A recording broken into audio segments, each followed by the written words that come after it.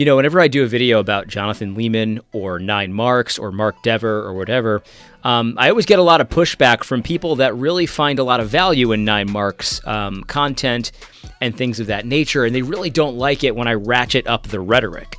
In fact, if you remember, there was a series back a couple months ago where I called Jonathan Leeman a snake a number of times, and I've continued to do that because I do think that the rhetoric is warranted.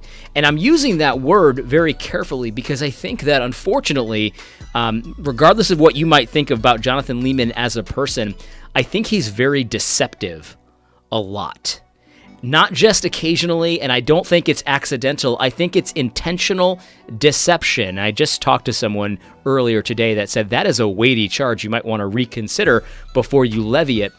And I'm sorry, but just the way that I'm seeing the facts as they happen in real time, I just don't really see another way. I mean, he would have to be one of the most forgetful people of all time. Otherwise, he's a deceiver. And I want to give you a clear-cut example today. This is a story in 3 parts. It's going to cover 3 separate videos that I've done on Jonathan Leeman with screenshots of words that he has said himself and videos that really just lay out the case that, look, he's trying to deceive people. And I think that there's a couple things going on here. There's a couple options. The first option, I think, is he changes the message a little bit depending on who he's talking to, what his audience is. And I've been through some of these big EVA training sessions about gospel contextualization. And look, gospel contextualization is important, but the problem is a lot of these big EVA classes about gospel contextualization, like making the gospel understandable and relatable to different contexts and cultures, a lot of it really butts up against changing the message of the gospel, changing the ethics and the morality of the gospel for different cultures, and that we cannot do. Of course, we want to be understood by every culture. There's everything good about that. We want to be understood in different contexts and people that have different understandings of the way the world works. We want to be able to present the gospel to all kinds of different people. There's everything good about that. But once we start tweaking and altering the message, depending on who we're talking to, the core fundamentals of the faith, that is a big problem. And I think that Jonathan Leeman participates in some of that kind of thing regularly. My big problem is duplicity. My big problem is saying one thing and then your actions say something else. In fact, that was the big problem that that Christ had and the apostles had with the Pharisees. Often he said, look, do what they say, don't do what they do, because what they say and what they do doesn't match up. There's hypocrisy there. There's duplicity there. And I think that sometimes it's opposite duplicity in 9 Marks and Jonathan Leeman in particular. So let's talk about this. If you remember the video that I did in the thumbnail, it said vipers, and I was playing off of John the Baptist calling the people that were coming out to him to see what he was up to. He called them a brood of vipers. And so if you remember, Tom Buck screenshotted a picture from one of Jonathan Leeman's books about voting and church membership and things like that. He screenshotted a page of it, and he said this: in this 9 Marks book explaining tactics for overcoming abortion, it says that some insist on adding a whole life consideration to their opposition of abortion. It sounds like a defense to vote for pro-abortion candidates who vote other life issues. Am I reading it right, Jonathan Leeman? So he asks Jonathan Leeman a question. He says, look, this sounds like you're saying you could still vote for a pro-choice candidate, or, you're defending the possibility of voting for a pro-choice candidate based on other, pro-life issues, comprehensive human flourishing, womb to tomb, that kind of stuff. And he asks Jonathan Leeman, am I reading you right here? And he provides the screenshot of the page that he's referring to. And Jonathan Leeman flatly denies this. He says, no, you're not reading it right. Let me play from you a clip of the video that I did here. Jonathan Leeman does respond to this, which is very unusual, but it's good that he did. He said, nope, you're not reading it right. Blessings. And so the idea here is, this is very typical Big Eva stuff. You're never reading me right. And it's like, you guys got to start taking ownership of what you say and what you don't say.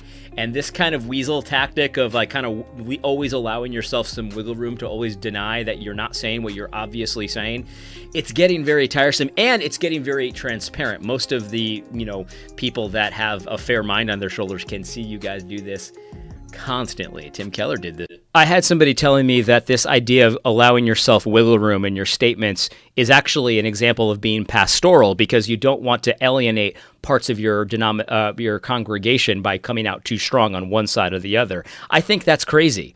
If you look at the people in the Scripture, if you look at the New Testament apostles and prophets and preachers, they didn't do the same thing. They spoke clearly. They had definitive categories. They spoke authoritatively. They didn't allow themselves wiggle room and keep it a little bit vague and nebulous so as not to offend their congregations or alienate their congregations. The example I always use for this, I find this so frustrating.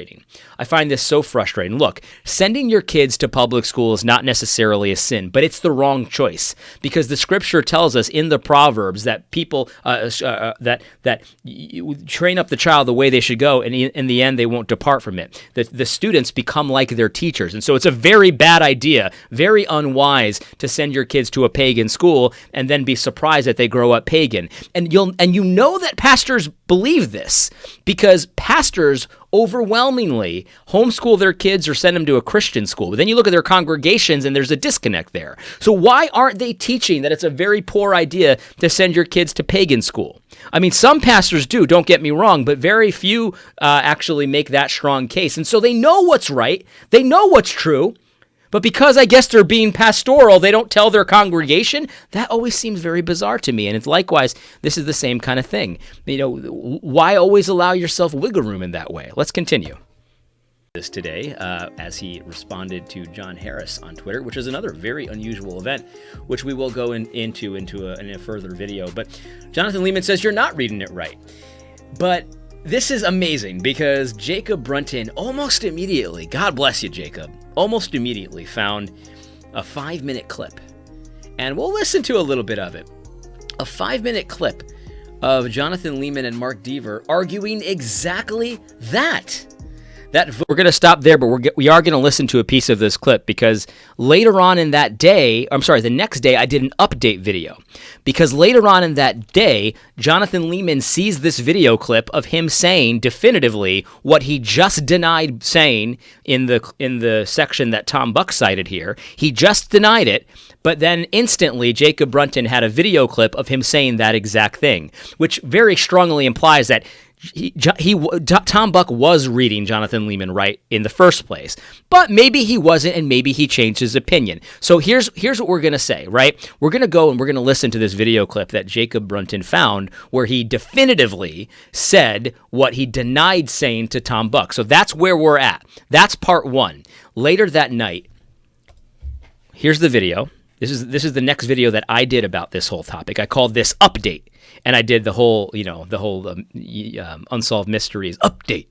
And later that night, Tom Buck shares the video clip that Jacob Brunton found, where he is definitively saying the very thing that earlier that day he denied saying. Okay, so that's where we're at. Okay, I'm going to play you a clip of this video, but here's the reality, guys. Listen, I want you to hear this. I want you to hear it good. Because Jonathan Leeman responds again. He responds later that night to the video clip of him saying the thing he denied saying. And this is how he responds. The day before. Yeah, it was the day before. Anyway, so he says, Tom, I believe that Twitter is a terrible place for these kinds of conversations. But I do want to say for the record that for some time I've regretted my statement in that video. It was a bad, early mishandling that misconstrues my perspective. Okay, so there's the second denial, right? So he's saying, yeah, I see that you have the video of me saying the very thing that I denied. And his explanation is that I regret what I said in that video. Okay, so he doesn't actually specifically tell you what he regrets or why he regrets it.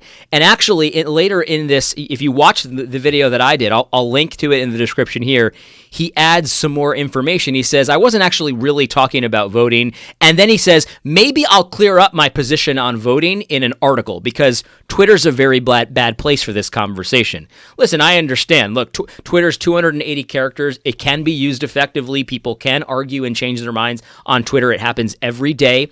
But I can understand the limitations of 280 characters. They're not that attractive to have a conversation like this. I get that. And so nobody is saying he has to have this conversation on Twitter. But what he does do here is give the impression that he's actually changed his mind about this, or he just misspoke. He doesn't actually believe that it's okay for a Christian to vote for a pro-choice candidate for other pro-life considerations. He denied saying that at first, and then we found a video of him saying exactly that. He watched the video and says, I've regretted that for a long time. So what's the impression that he's given? He actually doesn't believe that. He misspoke, and we misread him the first time, and then he misspoke in this time, and so he doesn't actually believe that. That's the impression that he's wanting you to take with you. Let's listen to the video. Let's listen to the video because I think this is important to hear what he's denying here, or what he regrets. Very interesting. So he doesn't believe what he said in this video, I think, because he doesn't say why he regrets the statements in that video that misconstrues his perspective. Let's hear him out again, because this is what he said. You remember in the video yesterday, this is what he regrets. See, people don't like when I do this kind of stuff. They say, love believes all things, right? Like, why don't you just take him at his word? He regrets it.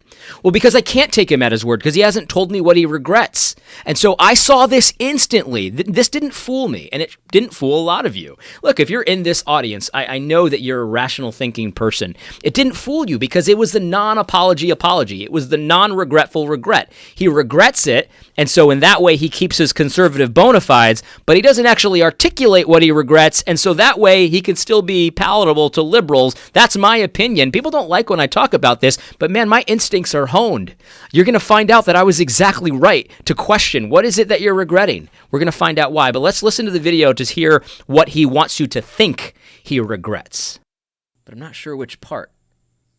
And so Christians gravitate, majority culture Christians gravitate this way, minority culture Christians gravitate that way. Satan is psyched over the issue, right? Because he sees division in the church, and we don't trust each other, and you're voting for them. Well, you must not care about justice. I don't even know if you love Jesus, right? I question your Christianity, and just rank division in the church. And again, I think this is where we have to allow for Christian freedom. Yeah, Christian freedom. And remember Romans 14. Romans 14, right? And differently calibrated consciences. Differently calibrated consciences. Yeah, that's interesting. So he does he regret that part about freedom, Christian freedom? Because he should regret that part because I don't know. I mean, call me nuts, but the idea that your favorite politician is somebody that thinks killing babies, ripping them limb from limb, sucking their brains out, injecting them with a burning poison is just a differently conscienced Christian. I mean, that you probably should regret that. I mean, nobody would let you get away with that when it comes to slavery or racism or things like that. But I guess for some reason it's so maybe he regrets that, but he doesn't really say what he regrets. So it's like, I don't know, is it everything? Let's listen to the rest of it, because maybe there's more regrettable statements in this. I'm laughing at myself here. We're united around the gospel and not how I work out my decision on who or who not to vote for. Yeah, but it doesn't count when it's... So there it is. So he said, look, there are differently calibrated Christians out there, and so I can't necessarily say that that's illegitimate just because they work out who they vote for differently. And so this is why he had to respond to this video, because he's clearly making the case that Tom Buck said, hey, are you making this case? Am I reading you right? He denied that. He said, you're not reading me right. But then here he is in this video, which existed at the time, making that exact case. There might be a different way to work out who you vote for that allows you to vote for a pro-choice candidate, even as a pro-life Christian. And so we don't want to necessarily not have room for that in the Christian church. That's the case he's making. And so, of course, he had to respond to this video, and he responds with another denial. He's essentially saying, look, I actually don't believe this. I misspoke, is what he said. I've regretted my statement in this video. It was a bad early mishandling that misconstrues my perspective. Now, he then later in this thread says, maybe I'll write an article explaining my perspective on voting, because I wasn't really even talking about voting in this video, even though he kind of was. But okay, so look, guys, Love believes all things, okay, but we don't have to be naive about this. I didn't expect him to write that article. I was wrong about that. I said he probably wouldn't write that article because as soon as he puts something on paper, he's going to realize that the conservatives are probably not going to be happy with what he says, or the liberals, and I don't think he's willing to make one side or the other angry in that regard. So whatever he ends up saying, it's going to make either the conservatives or the liberals upset, and I don't think he's willing to do that. I was wrong. Look, love believes all things, but you can make predictions based on past behavior. His past behavior was a little bit slippery. It was deceptive. And so I called him deceptive. I called him a snake. And so, guys, he's denied it twice now. He's denied believing that it might be okay, depending on how you work it out, to vote for a pro-choice candidate as a Christian. We need to make room for that in the Christian church. He's denied that twice. Okay, we found evidence of him saying exactly that. Didn't require any interpretation. He admits that it does say that, and he regrets it and misconstrued how he believes because he misspoke. Maybe I'll write an article clearing this up, and he did write the article. This article came out last month. Guys, it gives me no pleasure to report this news. This is deception. Here's the article. It's on 9 Marks. You can see Jonathan Leeman in the byline right here. What makes a vote immoral or moral? The ethics of voting. I urge you to read this entire article. This is a very interesting article. But I'm going to point you to Section 8. With regard to church membership, your motives matter. Here we go. Check this out. Here's his statement. Quote, for instance, I believe it's ordinarily a sin to vote for a pro-choice candidate by virtue of principles 1, 2, 6 above. Furthermore, if someone was voting for a pro-choice candidate because of his or her support for abortion, I would probably recommend excommunication. Christians must absolutely not support abortion. That's pretty good. Let's go back to the article. Quote, I want you to listen to this. Let me stop for a second. If you haven't been paying attention, I want to catch you up. He twice denied saying that we need to make room in the Christian church for people who have other considerations, pro-life considerations, womb to tomb, comprehensive human flourishing, that there might still be pro-choice, but they're do good in these other areas. Like, I'm going to vote for him. He denied twice making that case. And here's what he writes in his article clearing up his position on voting. Quote, suppose, however, a fellow church member told you she was voting for the pro-choice candidate in spite of the candidate's view on abortion. She hates abortion, yet she says she's unconvinced the pro-life party is actually pro-life. She cares about other issues too and sees other strategic considerations in play. I would still affirm my own conviction that she was probably sinning for her support of that candidate as an unintentional instance of Romans 1:32, and I would want to persuade her otherwise, but I would still affirm my willingness to come to the Lord's table with her. In short, a fellow Christian's motives do make a difference, at least in terms of how I would relate to someone as a fellow Christian. And here the difference between because of and in spite of is meaningful. Listen, you don't have to agree with me on this position to see that Jonathan Leeman was being deceptive when he twice denied this exact position and said, I misspoke, I misconstrued my own position, you're not reading me right. And then he comes and has the audacity a month and a half later to reaffirm that position that he lied to Tom Buck about believing, then he lied to the rest of us about believing when the video surfaced of him saying that exact thing. He denied it twice, and here he is, he's clearing it up finally once and for all, and he reaffirmed that same statement which he denied twice. Now I ask you, what would you call that besides deceptive? What would you call that besides deceptive? How can you deny twice believing something that you obviously believe? We have it in black and white twice and on video at least once, and actually we have it a lot more than that. Why would you do that? I don't know really why. Could it be fear of man? He's just afraid of disappointing people or angering people? Maybe.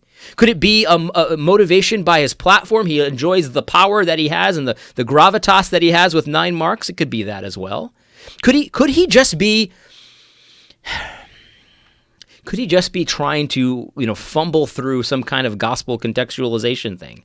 I don't know what the reason is, but I do know deception when I see it.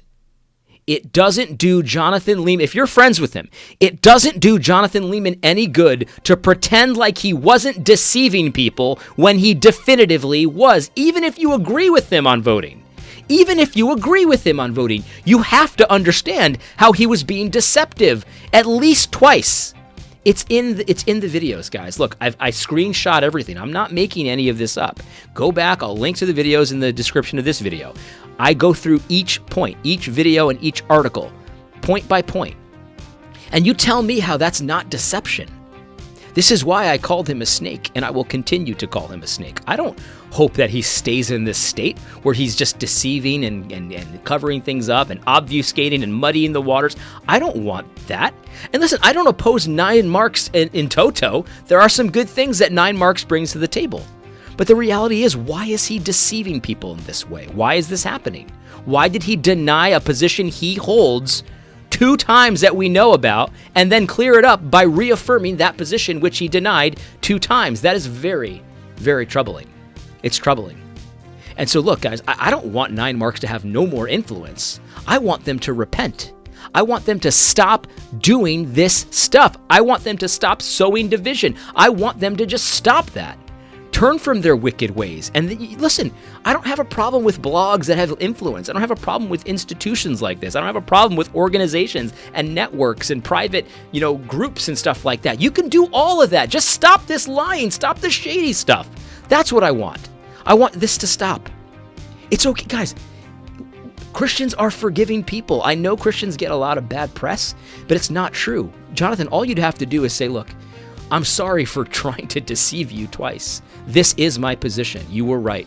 And in the moment, I was just scared. I didn't know what to do. But I'm sorry for that. I'll forgive you, and I'll never bring it up again. And the next time I call you a snake, it'll have to be because of something new that you did. I won't call you a snake for this reason if you apologize. But this is why I've done it. Because what you say is different from what you do. There's duplicity there. And this is not the only example, Jonathan, of duplicity in you. This is just the one that's easiest to demonstrate in a 20-minute video. I want it to stop. I want it to stop, and I'll leave you alone if you just stop. Anyway, I hope you found this video helpful. I hope you understand, too, that this doesn't give me any pleasure to do. I didn't just wake up one day and decide to attack Jonathan Leeman. I just saw this kind of behavior in Jonathan and in so many other people regularly. And I got to call it out. It's got to stop. You're dragging Christ's name through the mud.